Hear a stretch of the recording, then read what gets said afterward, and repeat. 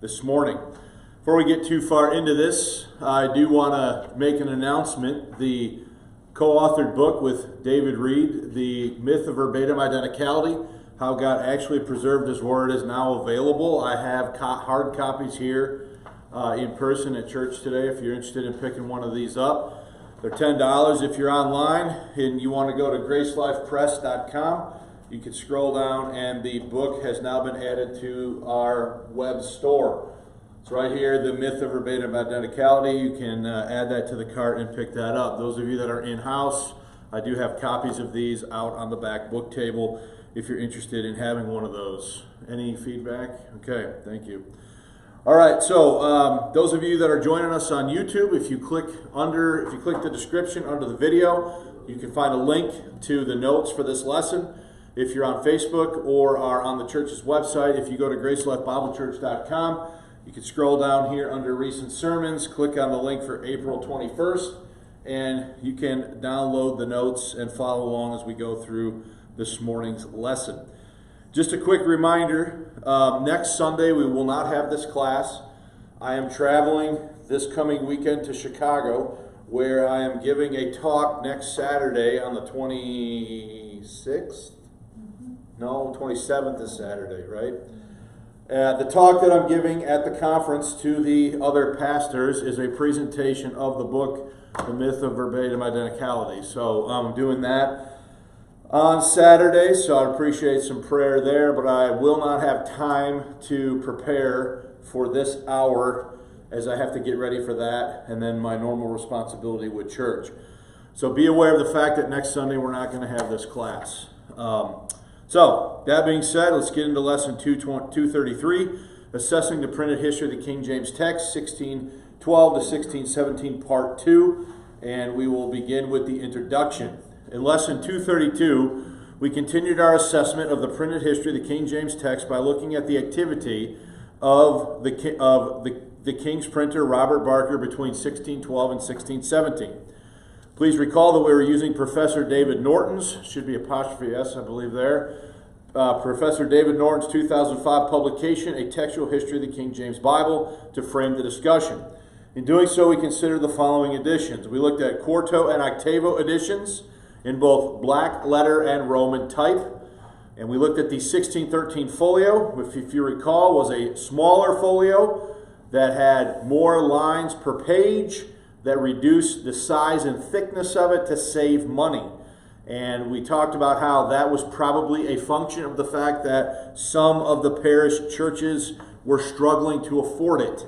And so there was a money-saving option that was produced there by the King's printer, the 1613 folio edition. And again, that is a small folio, but it was still in black letter type. Okay. The current lesson will conclude our look at the King's printer. The current lesson will conclude our look at the King's printer during this period, by focusing on the following printings. We're going to be looking at a additional small folio, this time in Roman type in 1616, and then a 1617 folio. And then we'll conclude by looking at some summative statements regarding the state of the King James text in 1617. So, any questions or comments before we get started with this? All right, so we're still looking then at the King's printer at work between 1612 and 1617, and we're going to start by looking at the 1616 small folio in Roman type. The next printing chronicled by Professor Norton in Chapter 4 of A Textual History of the King James Bible is the 1616 small folio in Roman type. Now recall that there was a similar edition in 1613 small folio, but it was in black type. So this is the same size, it's the smaller edition, but it's in the Roman typeface, not in black letter, okay? This is like the 1613 small folio that we discussed in lesson 232, but in a different typeface, Roman instead of, and that should say black letter, not block letter, okay?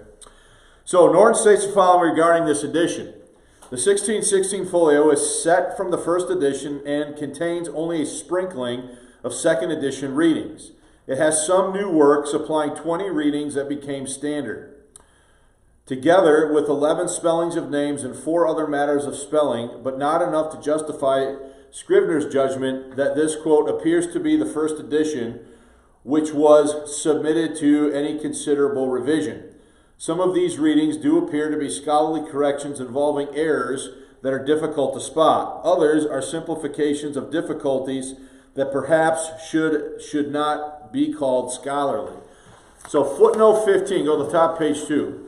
Footnote 15 identifies the 20 readings from the 1616 small folio that, quote, became standard, as well as spelling issues noted by Norton, okay?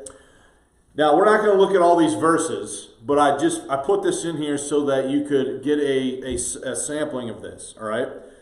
So, Scrivener, page 17, the readings at Leviticus 25:23, 26:40, Deuteronomy 16:5, Joshua 7:4, 1 Kings 13:11, 2 Chronicles 16:18, 32:5, Ezra 4:25, Job 39:30, Song of Solomon 5:12, Jeremiah 49:1, Ezekiel 23:23, 2 Esdras, which is an apocryphal reading, 16:52, Matthew 16:19, Luke 23:19, 1 Corinthians 4:9, 15:6, Ephesians 4:24, 6:24, 2 Timothy 4:13, and then the spelling of some names in 2 Chronicles there, and then also in the New Testament, okay?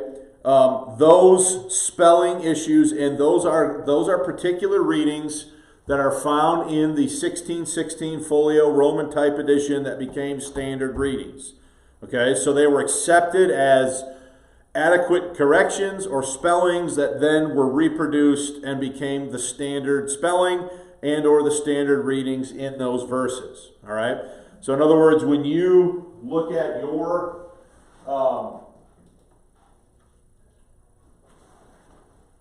1769 printing, you're going to have the fact those readings became the standard readings at those verses. So let's just look at a couple dealing with easy things like the spelling of names.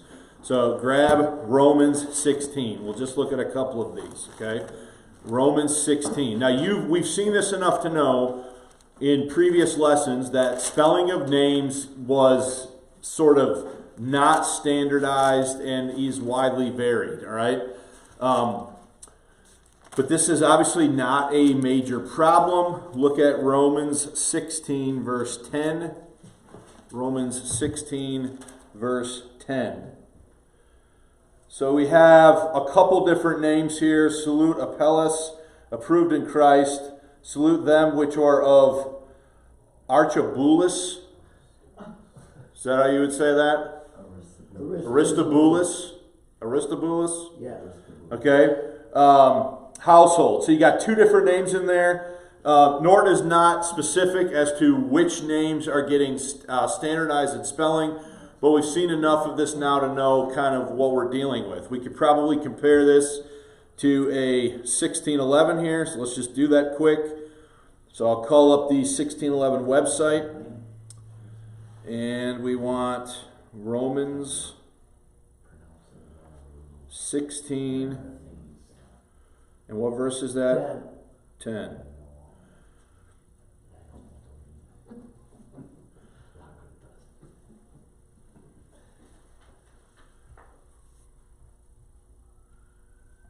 All right, so, come on. Why will that not zoom in? That's frustrating. So let's look at the first name there. Apelles, that seems to be pretty, the 1611 has it spelled Appelles. I believe that's the same, right? The first P, one of these P's? No, single P. Single P? In the current one. In the current one. So double P in the 1611, single P. And then the other name, Aristobulus, Aristobu,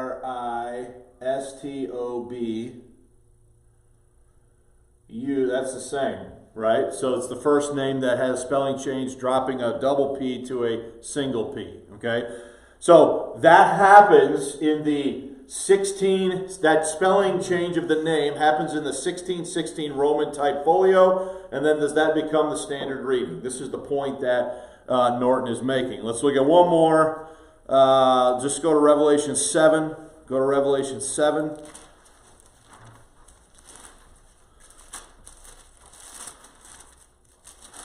And verse 5. So again, you guys can sit here if you're so inclined with that list, which I know you're all going to run home and do. That's the first thing you're going to do when you get home, right? You're not even going to eat lunch or take a nap. You're going to first look at the spelling of these names, right? I figured as much. Revelation 7:5 says, of the tribe of Simeon were sealed 12,000. Of the tribe of Levi were sealed 12,000. Of the tribe of Issachar were sealed 12,000. That was Revelation 7:5, right? No, I was reading verse 7.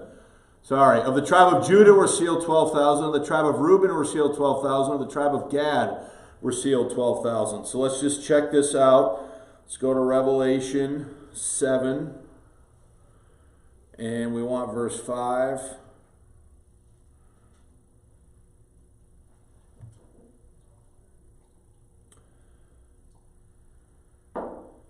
I don't know if the internet is slow or what the deal is here, but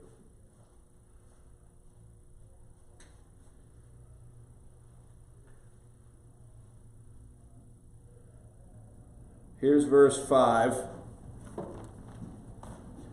Of the tribe of Judah, spelled Juda, that's the same, right? Yeah. The tribe of Reuben, Ruben, that's the same, right? R-E-U. So there's an E EU. added here in yours, right? Yes. That was not in the 1611. My Judah has an H. And Your Judah has an H? I know. so your Judah, how is your Judah spelled? J-U-D-A-H. Really? Yeah, mine's special. What about, and Gad's the same though, right? Yeah. Yeah, Gad. So really, yours has an H at the end. Yeah. Mine doesn't. I know. Man, you must not have the Word of God, Sylvia. Oh man, that's a joke. Okay, internet, that was a joke. Calm down, everybody. Someone added something. Someone added an H. Uh-oh. But that's an interesting add because Published here. there's no H in the 1611. So that's the kind of stuff though that we're talking about. Like for some people, that would be like a major problem, right? Because they're that concerned with verbatim identicality, right? So that is an interesting thing. Who did publish that one? World Publishers in Iowa. World Bible Publishers, Iowa Fall. So my Schofield doesn't have the H, which is published by Oxford Press, and no one else has an H there either, huh? I'll go buy a new Bible. No, I'm just messing with. I was teasing you. But this is the kind of stuff, right? So you've got these. So Reuben. So the big change is in the 1611 behind me. Reuben did not have an E, right? Right. It just said R-U-B-E-N. There was no E in Reuben, right? Does yours have the E in Reuben? Yes. Interesting. Okay. Anyway, so get back to the notes. We could look. So I know we only looked there at a couple of those. Let's just look at one more. Go to Acts 1:1. I'm not even sure which one this is. I'll be honest with you. I would say 95% of these examples I look up, but after a while, I've looked at so many of them, I can't remember what the exact issue is in every single one of these. So there's a spelling change somewhere in Acts 1:1. We should be able to spot it. It's probably the name. Okay, so if you look at your Bible, has Theophilus, right? So here's the 1611. Spells it T-H-E-O. Is that the same so far? Yeah. P-H-I-L-O-S. L-U-S. Yeah, same. So that's the same. So where's the spelling? Maybe treatise? T-R-E-A-T-I-S-E? Yeah, same. So where's the spelling difference? Jesus is spelled the same? I'm not sure, because if you look at the notes, he's got a note there of a spelling change at, oh, no wonder. No, is it do? I read it wrong. It's Amos 1:1. Go to Acts 4:17. It would help if the teacher could read.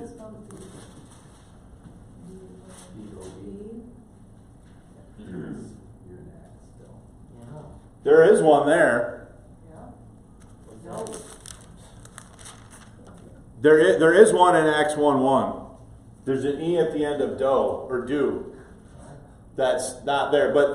So that doesn't mean though that became the standard reading in the 1616, all right? Acts 4 verse 17.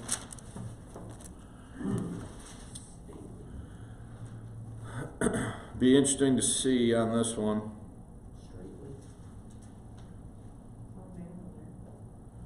Yeah, this one doesn't necessarily have to have a name. Verse 17, right? Is that what's on the list?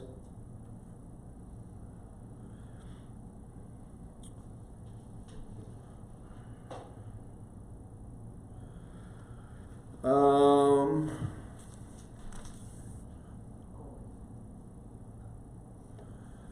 4:17, but that it spread no further. Oh, there it is. Farther. See? F-A-R-T-H-E-R. Farther versus what? Further. Further. Okay, with a U. There's a spelling difference. Okay? Among the people, let us straightly, I think is the same. Yep. S-T, that's the same. Threaten is the same. Them. That they speak henceforth to no man in this name. I think that's... Speak has an E there. Speak has an E at the end, which was common. Whoops, I'm in the wrong verse. Speak has an E at the end, which was common. I think the main spelling difference is probably farther versus further. Okay? So you can see the kinds of things that are going on. So let's go back to the notes. So we could spend all hour just looking up every single one of those, which we're not going to do. We've seen enough already. So according to Norton, let's go to the next bullet point. According to Norton, there appear to be some corrections in this edition which stem from scholarly knowledge of the original languages. Okay, so this would be a different kind of a thing, where a change seems to be made on the basis of an awareness of a Hebrew or Greek something going on. Okay. Some knowledge either of the originals or of older translations is brought to bear at Leviticus 26:40. The first edition has an omission.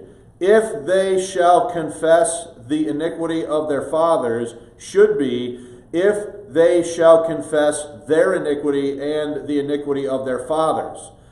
Now the omission is not obvious, so its correction probably reflects genuine knowledge. Either information was supplied to the printer of this folio, or there was scholarly work in-house. Reference to the translator's manuscript seems unlikely, since Bod 1602 has iniquities of their fathers. This correction could have been made from knowledge of the older English versions, as could correction of a similar hidden omission in 2 Timothy 4:13, where the printer of the first edition seems to have been misled by the first part of the verse. The cloak that I left at Troas with Carpus, when thou comest, bring with thee, but especially the parchments. 1616 restores the earlier versions and the books after bring thee. So let's look at that quick. Go to 2 Timothy 4:13. 2 Timothy 4:13.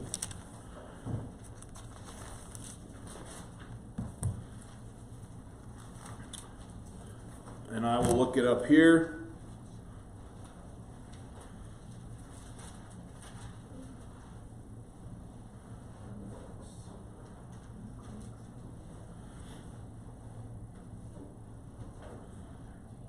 4:13, 2 Timothy.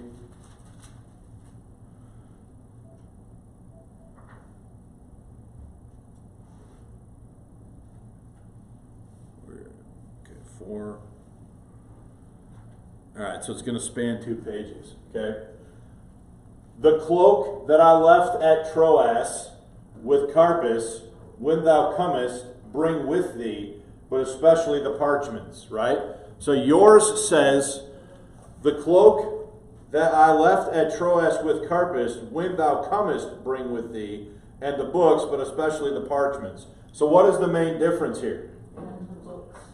What's that? And the books. And the books at the end, right? Or no, and the books in this clause right here. Before, but especially the parchments. So there's a clause that's missing here in the 1611 that is in the 1769. According to what Norton is saying here, it is this 1616 folio that caught that mistake and put it in. Here is his point though, right? If you're just looking at a 1611, is it obvious to you that there's an error there if you don't know the original languages or aren't comparing it to previous editions? It's not apparent to you unless there is somebody in the print shop who's aware of some more scholarly type issues with that verse, right? Now, I don't have time to do it, but I could find the 1602 Bishop's Bible that I have a copy of, and we could pull it up. And if you compared this, if you compared the 1611 here to a 1602 Bishop's, I'm sure it would be pretty clear that something is possibly awry. Now, I say I'm not going to do things, and then I end up doing things I say I'm not going to do. But I also feel that sometimes these things are necessary for people to see what's going on. So here's my copy of a 1602 Bishop's. Hopefully this will load quick enough, and we can look at the point that Norton is trying to make. This is one of the issues I have with people sometimes when they read Norton. They don't necessarily have access to all the materials, so when he says stuff, I don't know if they don't believe him or if they just don't have the capacity to check what's going on. Now, of course, that's taking longer than I want it to, so maybe we'll come back to this and move on if we have time. Okay, so let's go back to the notes.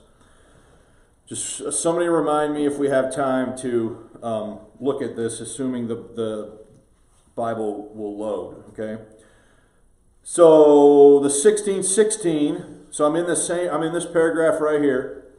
Okay, right here, 1616. 1616 restores the earlier versions and the books after bring with thee. Some of the other readings clearly show recourse to them where the first edition appears difficult, as in the correction of prepared to repaired at 2 Chronicles 32:5, or the substitution of the older appointed to death for approved to death in 1 Corinthians chapter 4, verse 9. Some of the readings found in the 1616 folio were picked up by later editions and became the standard reading according to Norton. So the 1616 folio had a mixture of simplification and scholarship, which on balance seems to come from the older translations.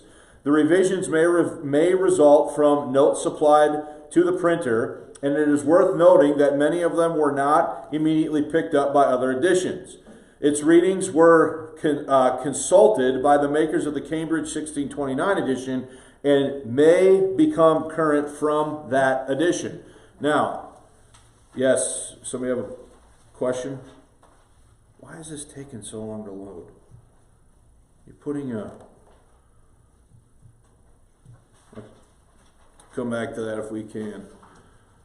So the point here is it taking a while for all these things to get smoothed out as you look at these different printings, right? So let's go to page 3, and maybe we'll be able to check this if, of course. All right, so what you need, what was it, 2 Timothy? The example we were looking at is 2 Timothy 4, right? So I just have to find that.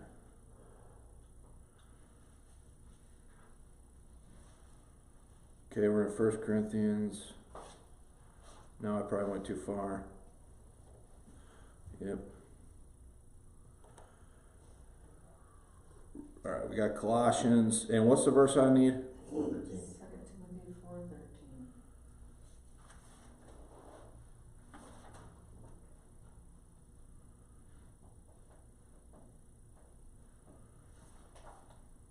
All right. So here we are. This is a 1602 bishops, right? So we're looking at this verse right here, right? So the 1611, remember, left out the clause and the books, right? You can see it right here. The cloak which I left at Troas with Carpus, when thou comest, bring with thee. It should say right here, and the books, right? But especially the parchments, and it doesn't say and the books. If you go to a 1602 bishops, notice what it says. And the cloak that I left at Troas with Carpus, when thou comest, bring with thee, and the books, right? But especially the parchments. So the decision to reintroduce the phrase and the books, it could have come either from someone looking at Greek. That is one option. They realized that they forgot something. Or it could have come from somebody looking at prior English editions and realizing there was a phrase that had been what? Left out. Somebody could have pointed the missing phrase out, and they could have written it down as something that needed to be fixed. There's any number of explanations for how that this gets fixed in the 1616. But the point is this. Once it is fixed in 1616, does it become then the standard reading in all subsequent editions to include that phrase? Okay? Now, does everybody see, this is why I decided I was going to go here, because when you look, can you see that something was clearly left out? All right? You don't necessarily need to know Greek to be able to see that. All you have to be able to do is compare English with English to realize that when the 1611 left that phrase out, is that a problem? But here's the point. If you're just reading the 1611, is it apparent that there's a problem there? It's not. You have to either know Greek or you have to be aware of prior English what? Readings, because if all you're doing is looking at the 1611, there's nothing right there that says a phrase is missing unless you're aware of what it is supposed, how it is supposed to read. Does that make sense? Okay. Let's go now to page 3 in the notes. 1617, folio. Professor Norton begins his discussion of the Sturge large folio edition by noting some of its idiosyncratic readings. This is quoting from pages 79 and 80. This, the third large folio edition, supplies 6 surviving readings and an amusing misprint in the header, Bell and the Dragon. The printer's blunder is corrected at Psalms 69:32, seek good becomes seek God, and what may also be a printer's error, the seal in 2 Timothy chapter 2 verse 19 is changed to the reading of the previous translations, this seal. 3 of the corrections involve readings which the first edition is perhaps difficult, but certainly the corrections in Bod's 1602 show deliberate. The translators struck through the Bishop's Bible ye at Malachi chapter 4 verse 2, producing and shall go forth. 1617 smooths the English back to and ye shall go forth. Similarly, making things easier, it changes of this side of Jordan to on this side Jordan, Deuteronomy 4, did I read that wrong? Deuteronomy chapter 4 verse 49. Though the translators had deliberately used of, perhaps because of the absence of a preposition in the Hebrew. Thirdly, it slips an article into the Bishop's Bible text where the translators chose to retain and villages, giving and the villages at Joshua 16:13. The last of the 6 readings is flee for fly in Proverbs chapter 28 verse 17, a spelling variation. So I would read that flee. They probably would have read that fly, possibly, okay? But the point is there a spelling change? Okay. Collation of the first and second folio editions reveals that the text of the 16:7 folio was a mixture of the two. The 16:17 folio has minimal original editorial work. It may be important in a different way. It shows that after 6 years, the text had reached a thoroughly mixed state where variations between the first and second editions are concerned. But this mixing is probably not random. Rather, it suggests a degree of collation between the first and second editions that produce quite a few deliberately chosen readings.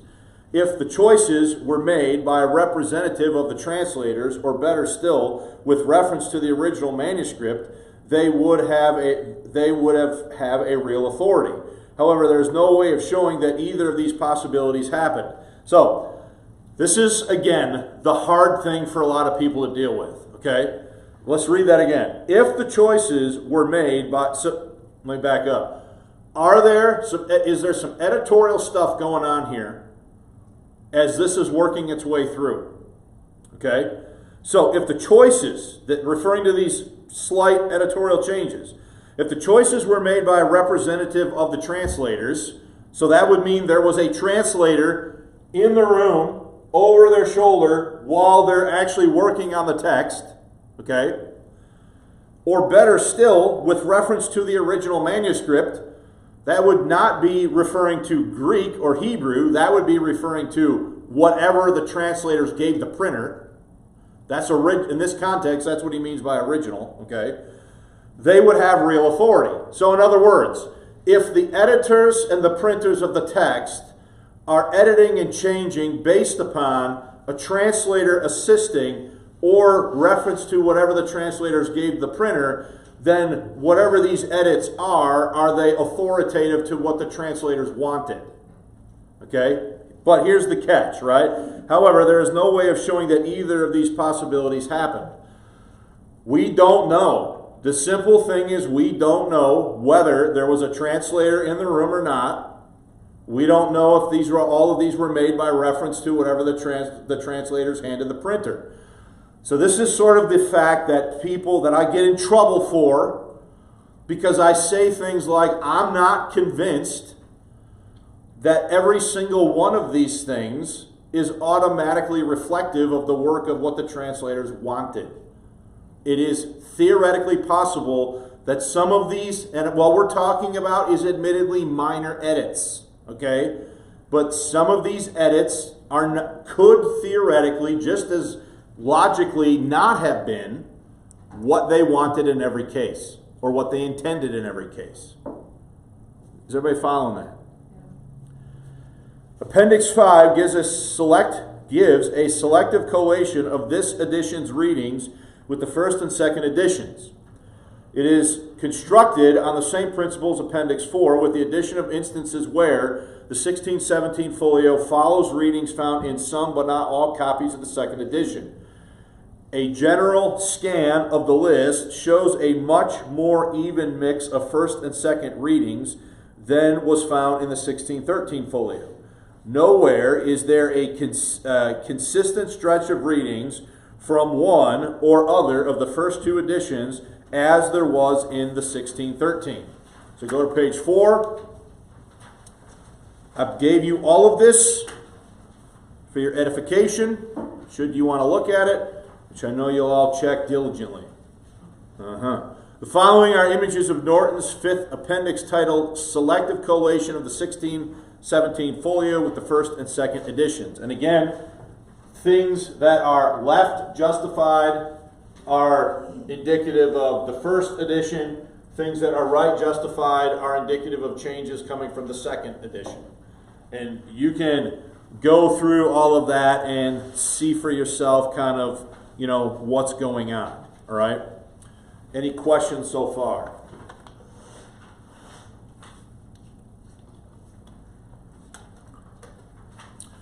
This, guys, I think is why a lot of people don't talk about this. Because this gets very tedious. Okay? This gets very tedious and it gets very time-consuming.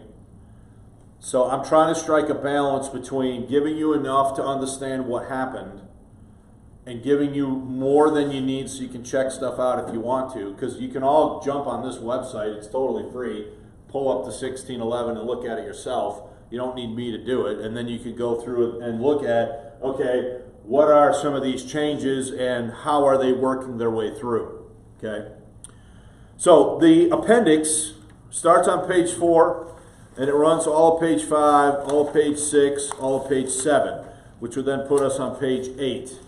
Okay, but I gave you the entire appendix so that you can check that stuff out if you want to look at it. All right.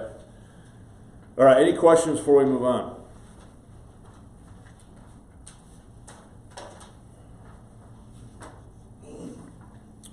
Now it seems to me, I'll just say this.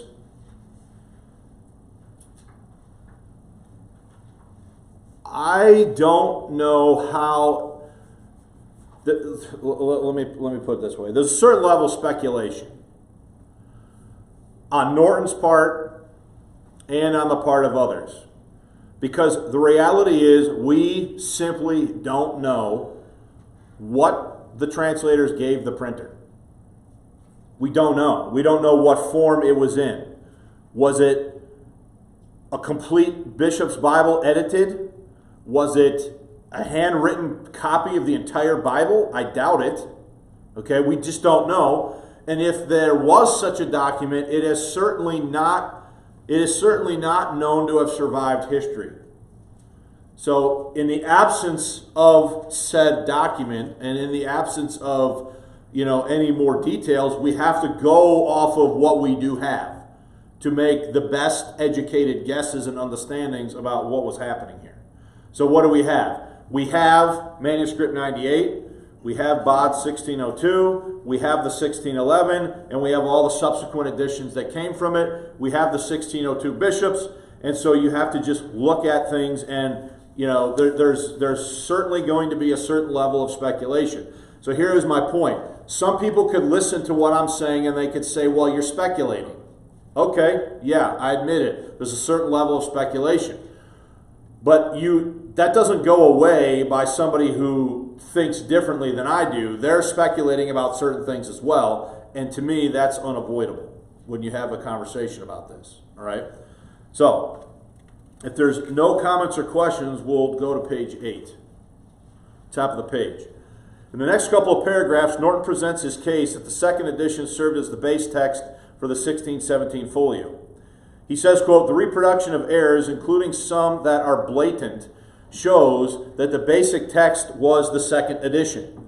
Among these are fallow deer for fallow deer in 1 Kings 4, verse 23, golden went for gold went, 2 Chronicles 9:15, and this is I think a marginal note here. The HEB, Heb, for Hab, at Psalm 27:14. Their spears, spelled T-H-E-R-E, for their spears, T-H-E-I-R, a mistake that every high school student makes routinely, okay? Isaiah chapter 2, verse 4, peace, peace, pieces, peace, and peace for pieces and peace at Ezekiel 24:4, and one the for and on the. So you have the E versus no E, which changes one to on in Ezekiel 43:20, and for am in Amos and Joel. Particulars, this is from 2nd Esdras, hallowed for hallowed at 1 Maccabees 4:48. Others for, I don't even know what that word is, oaths. They left the R out. He for ye, Matthew 11:7. Against these, 1617 coincides with the first edition errors in giving Jordan Numbers 32 summary, or no italics for or 2 Samuel. Different spelling of Caiaphas there in Acts 4:6. One with an extra A, right? In Acts 4:6. The balance of error strongly suggests the second edition was the base text, but the presence of these few first edition errors is mysterious. And then I gave you the footnote this time. None of these coincidences can be traced to the inclusion of sheets from the previous editions. A variation at Proverbs, so in other words, they're not just simply reusing sheets here, all right? A variation at Proverbs 18:24 also seems to point to the second edition. Some copies of which turn, quote, a man that hath friends must show himself friendly into nonsense by substituting but for most. 16:17 reads, will show, which appears to be a sensible correction of this error, but a correction made without reference to the first edition.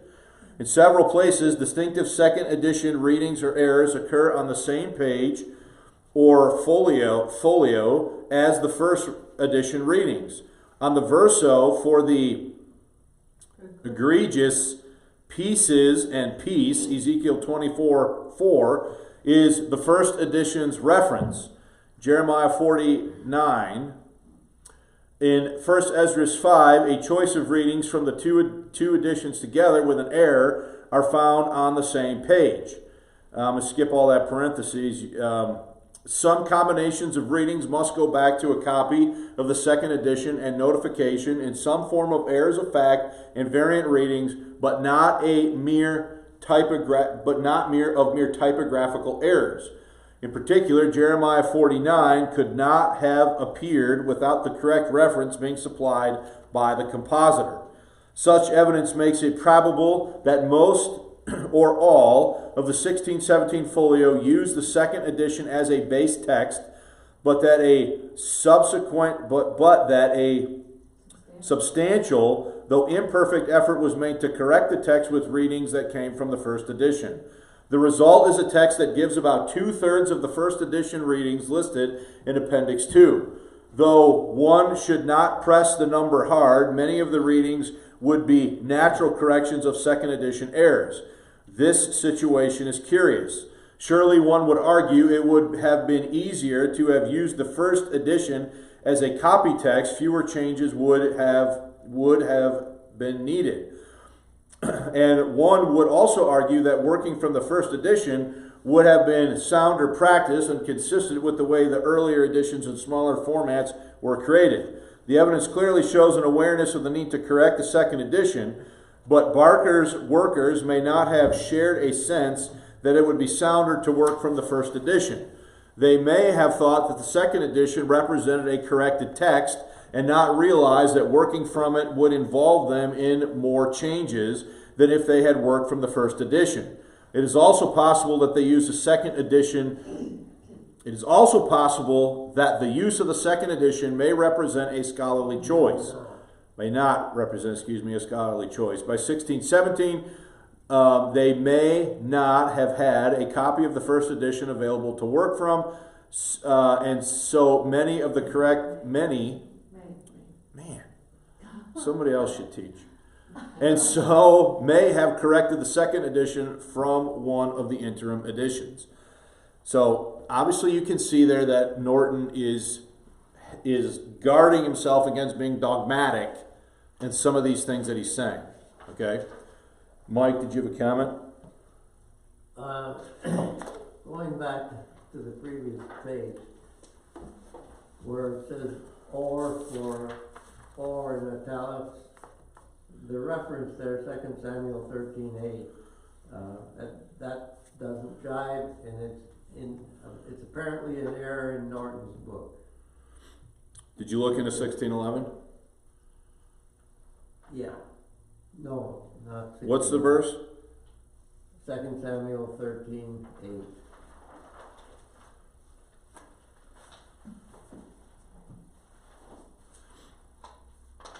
Let's look at it.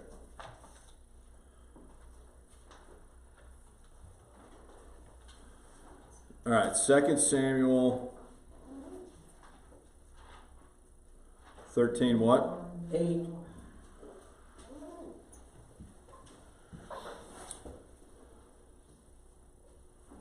So Tamar went to her brother Amnon's house, and he was laid down, I'm assuming, right?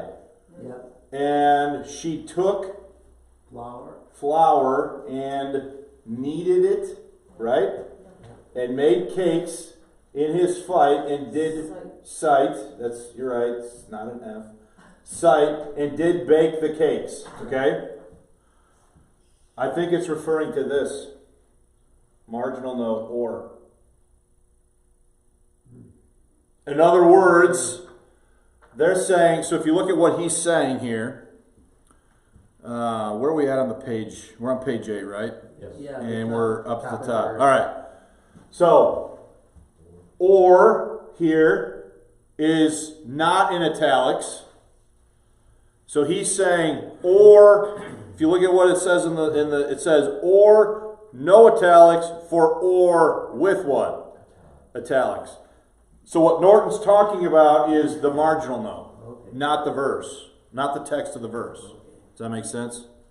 Yeah. But let's just stop there for a minute. To me, that shows how thorough Norton is.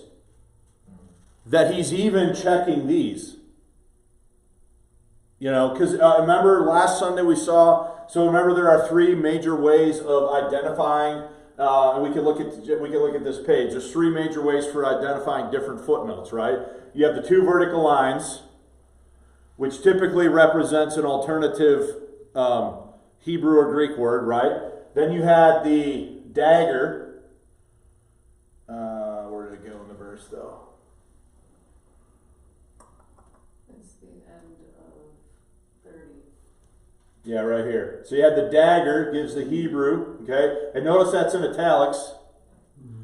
And then you had the star, or the asterisk, which would indicate a cross-reference. So he's even checking the marginal notes. And so that's what he's talking about there in the one that you point out. So I actually don't think it's an error in his book. Right. So, but I'm not saying Norton's infallible by any means. I'm just saying he was extremely careful and thorough for the most part in what he's noting. Okay? Does that help? Yeah. Okay. Anybody else with a question there? All right. If not, let's go to the conclusion. Yeah, Bart? Were the printers aware of the errors at the time, or was this brought up later for the corrections? Or? Yeah, so that's kind of what we're talking about, right? So we'll just use this one as an example, right? So was the printer aware that that or was technically supposed to be in italics? Well, apparently he was in 1617 because he made the change. And that's kind of the point, right? What document are they using to make sure that they make all of the correct changes in the correct spots? It seems it's uneven in the way it's adopted, right? And that's what he's saying. He's saying, well, if you judge by what's printed, the 1617 seems to be using the second edition as the base text and sprinkling in some readings from the first edition, instead of using the first edition as the base text and amending it according to the second edition. So it's almost like they did it backwards from what you might have expected them to do. Yeah. Okay, that's what he's getting at. All right. Now there's a net effect of all of this, right? And so let's look at the conclusion. Professor Norton concludes chapter 4 by offering some summative statements about the state of the text in 1617. All right. The King's printer is in various combinations of Barker, Norton, and Bill. So let's stop there. You remember that did he farm some of the work out to other print shops and take on? Did he have to take on, because of financial trouble, did he have to take on other printers? So this is not all just happening in one print shop. There could be happening in multiple print shops, which is a whole other factor, right? Okay? So the King's printer, in various combinations of Barker, Norton, and Bill, printed many more editions. But there is no more work of textual significance to note. Okay? By 1617, their text had reached some sort of stasis, if not uniformity. So let's stop there. So he's suggesting that by 1617 had things worked themselves into a reasonably standard format for the different printings. Okay? Doesn't mean it's great yet or there's not more work to be done, but had things somewhat stabilized by 1617. Okay? Just as sheets of different editions were mixed, so too were readings. It is a tale of commercial enterprise that was not always competent, tempered with some limited scholarly attention to the text. The incompetence reached its apotheosis by the notorious Wicked Bible, which I talked to you about last week, right? A 1613 octavo that omits not from the seventh commandment. So it literally says, thou shalt commit adultery. Okay? The error may possibly have been sabotage. In other words, somebody did it on purpose. If so, it is eloquent of the personal tensions and shortcomings that contributed to many mysteries in the early texts of the King James Bible. So, remember the one we saw last week? Something like the printers have persecuted me versus, what was it supposed to say now? Prophets, possibly. I can't remember what it was. But it was obviously a mistake. And you could possibly make an argument that somebody did it on purpose. Right?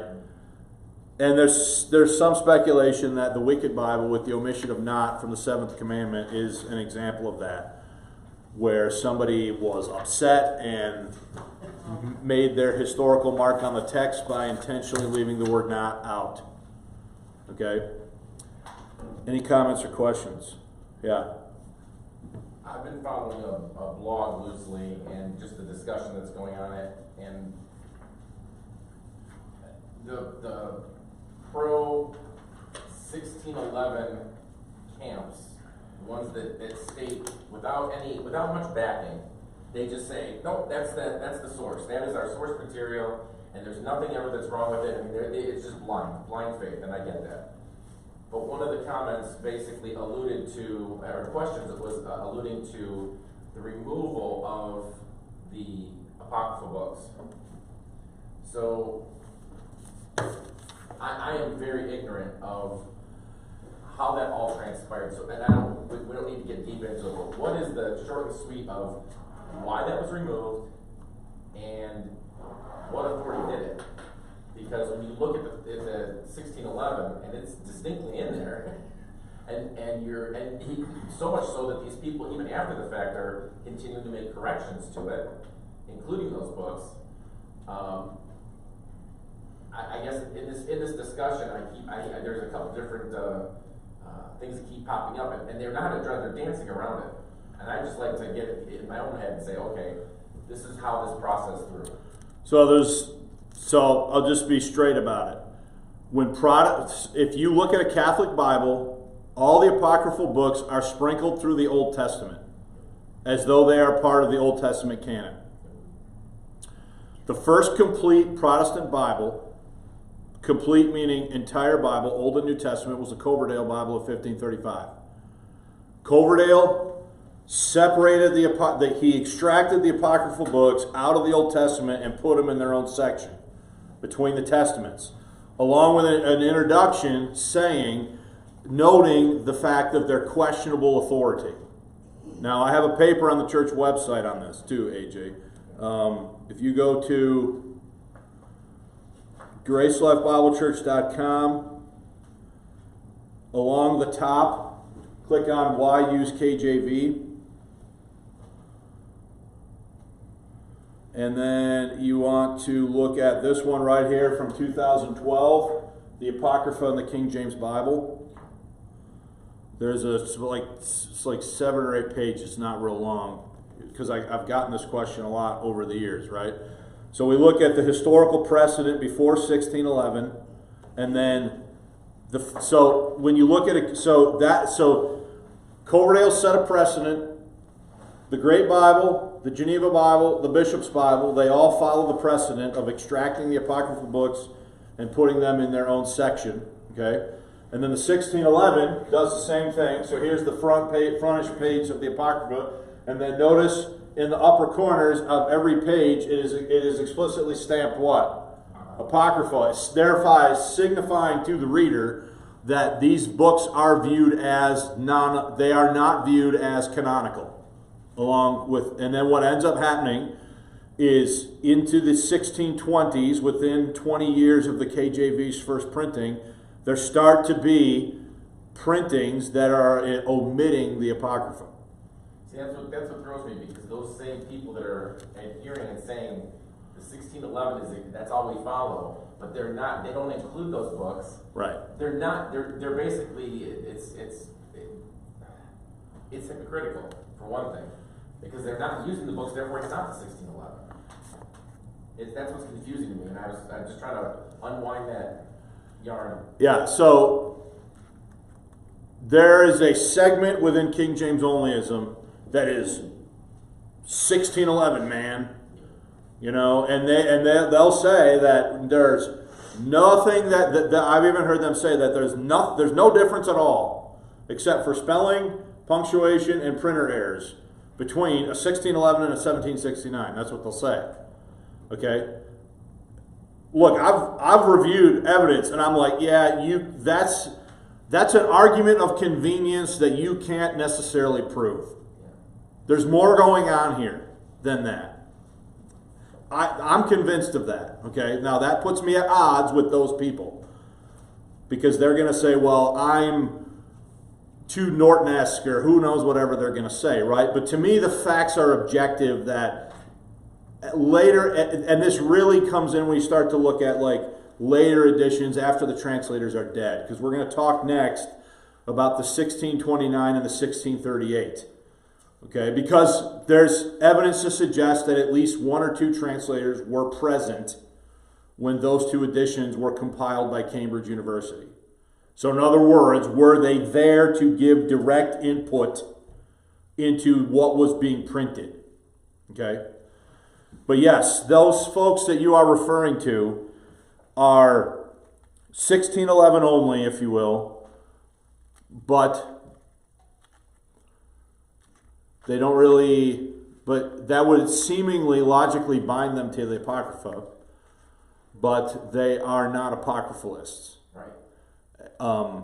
I can see where some might I actually don't really find that part of it to be too inconsistent, just because if I read what the translator's statements about the Apocrypha, like they didn't accept it to be scripture, but there were some liturgical readings in the Anglican Church that still read from the Apocrypha.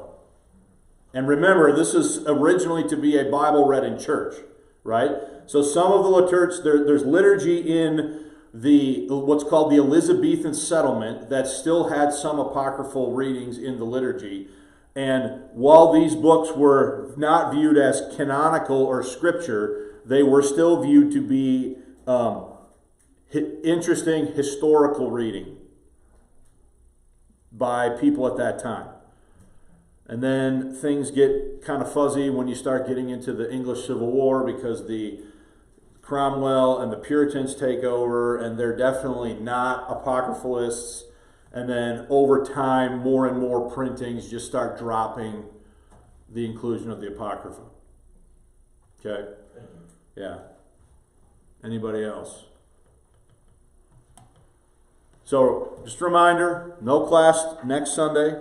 If you're interested in picking up a copy of the book, those of you that are in-house, there are hard copies here. If you're online and would like one, you go to gracelifepress.com. It is now listed on the website for sale. You can add it to your cart and order it.